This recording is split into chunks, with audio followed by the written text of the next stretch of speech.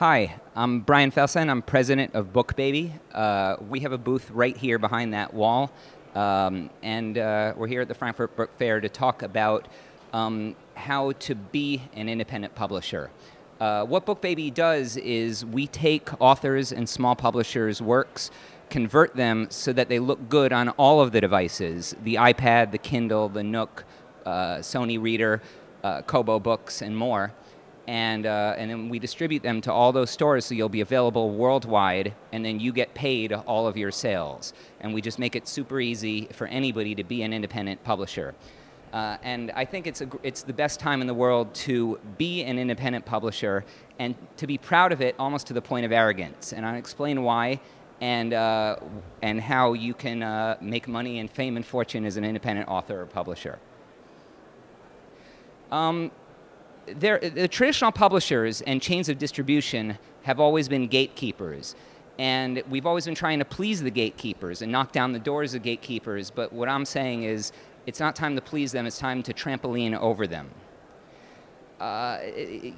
Traditionally, people submit their works to an agent or to a publisher. But the gatekeepers are falling away. They're consolidating. And you should be proud of your work and not submit your work, because submitting sounds like submission. It sounds like S&M, sadomasochism. It sounds like you have to compromise your work and be accepted. Big publishers denigrate the small publishers because the small publishers are eating their lunch. And it's whatever you do, by trampolining over the gate instead of begging for entrance, you're going to be negotiating from a position of strength. Anybody's read Kafka's The Trial, there's a parable in there called Before the Law. And Kay tries to bribe the gatekeeper for entrance before the law and tries to satisfy the gatekeeper and tries to please the gatekeeper. But in the end, the gatekeeper says that nobody could ever be admitted here because the gate was only meant for you, and now I'm going to shut it. So in a couple decades from now, when all of us will have dropped dead, will we have spent our lives trying to please the gatekeeper? Well, only if the gatekeeper can add value. So what kind of value do gatekeepers add? Well, firstly, they do kind of a lousy job at curating. If you look at the bookstores, the biggest chains, the most venerable chains, from B. Dalton and now Borders, they're going out of business. Barnes & Nobles are in trouble. Publishers themselves are consolidating. There's no felt loyalty to large presses. It's not like people go out and say, I have to have the next Viking book. I have to get the next Penguin book. For specific genres, yes. But most of the books that they release are flops anyway, and they're not particularly original. So they're not the greatest curators in the world. What people are spending their time doing on planes, because I fly all over all the time, they're spending their time playing Angry Birds. People are finding it more engaging to flip this little kamikaze object with their finger again and again and again at this horrible pig rather than get lost in an immersive world of an author's creation. And that's kind of sad. And what makes it worse is that the publishers are almost giving up on supporting mid-tail artists. What they're looking for are monster hits. And if you don't have one, or if they don't think that you're going to appeal to a large audience, you're going to be lost. Also, they don't do a great job at marketing to fans. Publishers are focused on book buyers in their old-school channels of distribution. I interviewed a romance writer, Kat Johnson, and she said that a dirty little secret of publishing is that no matter how successful you may become as an author, you still have to, and she still has to, do most of the fan marketing herself.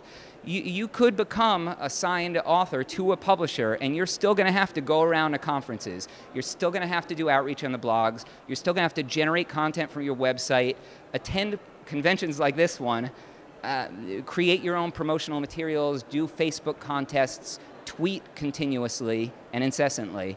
And it's not going to be that much different than if you never had representation at all. Also, the aura of legitimacy that a traditional publisher grants you as an author is false. If you release a book and it doesn't particularly sell, what are you going to say at the end of your life? I was on Viking Books for a couple years. Well, what's Viking Books? They don't exist anymore. They were bought out. Or I was in Border Books. Borders, what's that? They went out of business. It does help you if you have a business book and want to get a speaking gig. Somebody who would hire you as a speaker might say, ah, yes, you were on a major imprint. but otherwise, it doesn't really grant you legitimacy. Has anybody seen The Wizard of Oz? The Wizard, you know the movie The Wizard of Oz? So at the end of the film, what they discover is Dorothy and the Cowardly Lion and the Tin Man and what was the other, Scarecrow, is that they don't need a Wizard of Oz to tell them that they had heart, courage, and a brain, that they had it all along. So if you already made it big, if you do get to a certain level, major publishers can help, but they're going to do it for a price. Amanda Hocking was a self-published author. She's held up as an exemplar. She's held up as an outlier. And she sold 900,000 copies of her book at $2.99. She got to keep 70% of that. That's a lot of beans. That's almost $2 million. But the punchline is that Amanda Hocking doesn't even want to be Amanda Hocking anymore. She's sick and tired of having to be her own CEO and continually market. And there are successful authors. She went to traditional publishing, but Barry Keating went the other direction and decided to become a self-publisher. And he solved the problem of how to gain fame and fortune as an independent author by emulating people like Timothy Ferriss or Seth Godin, people that build their own team. So if you're willing to work it and build your own team, you can get a higher keep of what you've earned. So really, the moral is to trampoline over the gates. Become your own publisher. It speeds your time to market. You don't have to wait to get paid. You don't have to wait for advances, which are now given quarterly over 2 years. You don't have to wait for returns from distributors. And it'll get you, if you do appeal to a smaller niche as opposed to a broad audience, if that's right for your book, it'll get you there. But if you do want traditional distribution, it won't hurt you either. Some of the biggest books ever made were first self-published. John Grisham's A Time Knew a Kill, for example, was self-published first and went on to sell tens of thousands of copies. The Celestine Prophecy sold hundreds of thousands of copies, and that was first self-published. Book Baby has an author, Tom Watson, who goes by Stick Dog, sold some of the top titles in the iBookstore, Apple's iBookstore, in the children's section, and then he got signed to a major publisher. I spoke at the London Book Fair with super agent Brian DeFiore, who said that the agent's job is to demonstrate to publishers that you don't really need them. That's a little bit sad that, hey, a publisher will sign you if you don't really need them, if you've done the work of building the platform yourself. You could always do a hybrid model, which is to sign to a publisher and still release short stories on your own. And people like Bob Mayer and James Rollins have done exactly that. But if you do become your own publisher and decide to sign with traditional publishing, it can help you get a better contract later.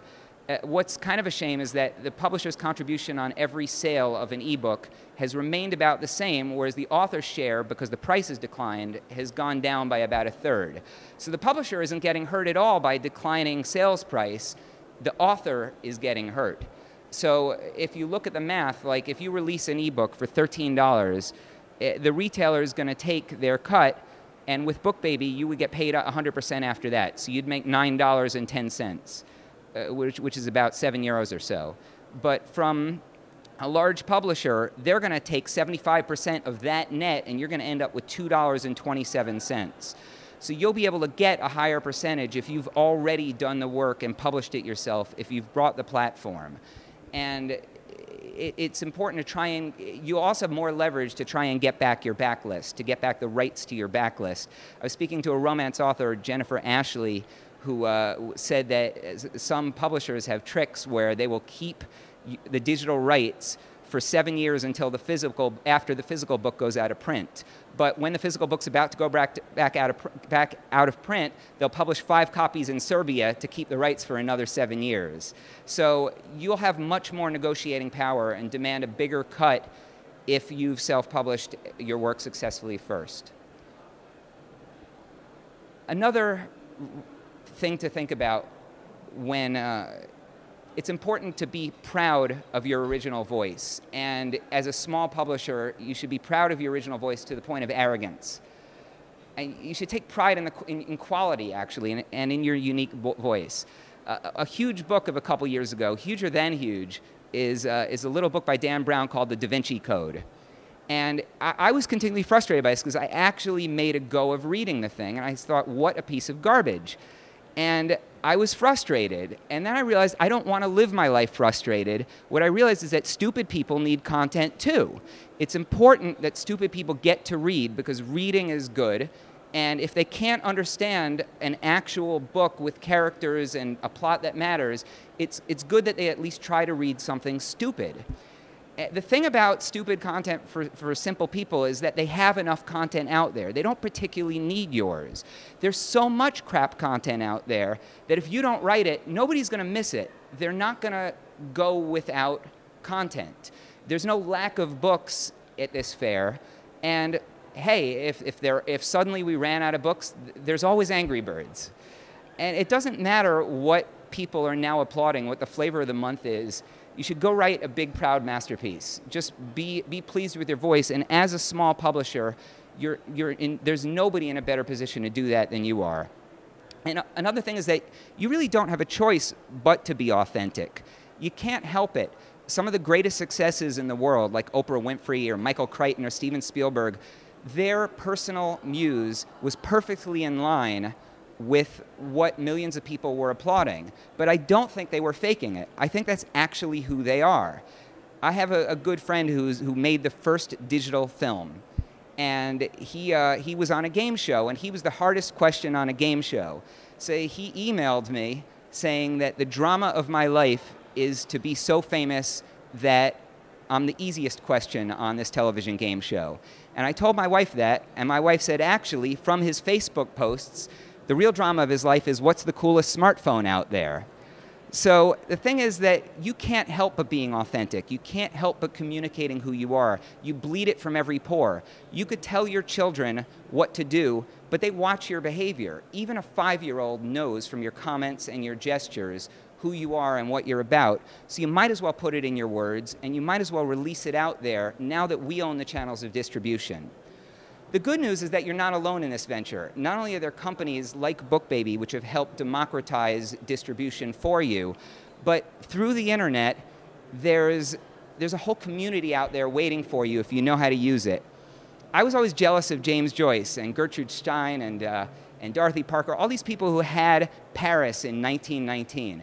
James Joyce was able to write Finnegan's Wake over a decade and a half because he had a patron who gave him money to live and write and be really weird. And he had Paris, so he could go to the cafes and hang out with a lot of weirdos also. But the thing is that they didn't have the internet, and the internet can actually be like Paris 1919, but it's up to you. You have to decide to stop watching so much damn porn and cat videos. So if you do, there is a community out there waiting to engage with you on a personal level and to participate in the genre that you're making. It's actually your sacred duty. See, I'm not articulating the sentence, which is kind of funny. It's your sacred duty to articulate your vision in writing and to publish it. Your original voice is not meant just to serve the means of production. It's not meant just to serve your wallet. Your spirit is not meant just to be a mating display. It's actually your moral imperative as a human being, as a Homo sapien, to add to the conversation and to evolve the species. By making discriminations and articulating, you can enrich the quality of your life by, for example, the difference between a tapir and an anteater might help shape your views on the environment. Or if you can discriminate between chartreuse as a color and burgundy, it might impact how you see this very room. Or if you know a lot about the Commedia dell'arte, you might appreciate an opera you're seeing more. And you can help others do the same, and nobody is better positioned to do that than you, because you don't have the overhead of a big German or a big New York publishing company. So be more arrogant about your original voice. Be ambitious. We live in a coarse world of base discussion. We're limited, and encouraged to be limited, I might add, to 140 characters on Twitter. What the world needs is not more humility. The world needs more arrogance. It needs more idiolect. It needs more David Foster Wallace's writing infinite jest and then not killing themselves. It needs more Russian futurist poetry. It needs more articulation of language itself. There are a lot of fuzzy words out there, like love or God or consciousness or energy, which mean different things to different people. And if we can disengage those words from the heterogeneous hodgepodge of connotations that they embody, we can be more precise in how we communicate with each other. So distribution has been democratized, which means that we've won. So there's no reason to bow down and kiss the butts of the defeated army. We need to stop saying hooray to something that's low. We need to be more arrogant as independent publishers, and we need to be more proud as independent publishers in how we engage on the internet and social marketing. Social marketing is easy for independent and small publishers, and it's actually not worth more than 20 minutes out of your day. We need to value our time more. There's more to life than marketing. I mean, hey, we could create, for example, or read books, or travel, or actually engage with our spouses and children and parents. And our time in life needs to be more valuable than staring at a screen, walking down a hall staring at one of the late Steve Jobs' great devices, or the applause of your friends, or the number of likes that you get on Facebook, or your number of Twitter followers. And hey, those things don't even pay the bills. The more that you do in your personal lives, and the less time you spend social marketing, the less that you're going to need the outside validation of your acquaintances that are called friends. And actually, the more interesting will be your own memoirs that you kind of bury into your own books anyway. So how do you judiciously engage with your real audience? Because if you do, it'll enrich you and it'll enrich your lives. Well, the first thing that you need to know to do efficient social marketing is define your USP and define the felt need of your audience. USP means, in business speak, your unique selling proposition. What do you have unique to offer the world? If you can tightly define that, you're way ahead of the game. And also, what is the felt need of your audience? I was talking yesterday to the brilliant Todd Satterston, who was saying that every audience has a felt need, and you have to discover what their need is. One way that you can have a unique selling proposition to reach the felt need of your audience is to be an outlier, to be so amazing, to be the one in a million. Now, mind you, the definition of an outlier, the very definition of an outlier is that you're probably not one. You probably aren't that great, and it's hard looking at yourself from a first-person point of view saying, wow, I'm not Shakespeare, I'm not Mozart, but I have something unique to say. It's a weird position to be in, but it's part of maturity. But if you are an outlier, if you are something amazing, don't compromise it. Another way to have a unique selling proposition is to have clear and compelling ideas. And for that, cover design actually matters. Your book is discovered in the marketplace by people running through and glancing and just looking at a million covers. And if yours has a clear and compelling idea, it's much more likely to be discovered. And BookBaby also does cover design, by the way. Also, it helps to have a prolific and predictable brand. Somebody like a musical composer, Philip Glass, or just to easily, when somebody knows you, they know what to expect when they buy your work, even before they buy it. And finally, to corner niches that are underserved, niches that people haven't even served yet. And James Joyce actually had all of those. You know, I mean, I just finished Ulysses. He's an outlier in terms of brilliance. He's got clear and compelling ideas. Certainly predictable brand if I want something completely insane. If I have a need for modernist stream of consciousness, brilliant masterpiece of fiction, I know to trust him and where to go. And he's cornered an underserved niche. I can't get Finnegan's Wake from any other author on earth. And that's good because it's going to take me a dozen years to read it, so I won't feel like I'm missing out. The second way to social market efficiently is to go to your real niche. Whoever your niche is, not just the niche that you want, but the niche that you actually are born to reach, go to them. And it's easy to find them. There's organizations, magazines, events and conferences, blogs. You can do Twitter searches. You can set up Google alerts. Even you can check Amazon book reviews. And if you sign other similar book reviews with your name and book title, similar-minded people can find you. So what are best practices for social networking to do it efficiently in less than 20 minutes a day? Firstly, study the leaders. Success leaves clues. And then whoever your heroes are, your favorite books, the ones that inspired you, you can actually comment on their blogs and network with them and engage with them. And that's one of the great things about the internet. I've gotten to network and meet with some of my heroes, which is absolutely delightful.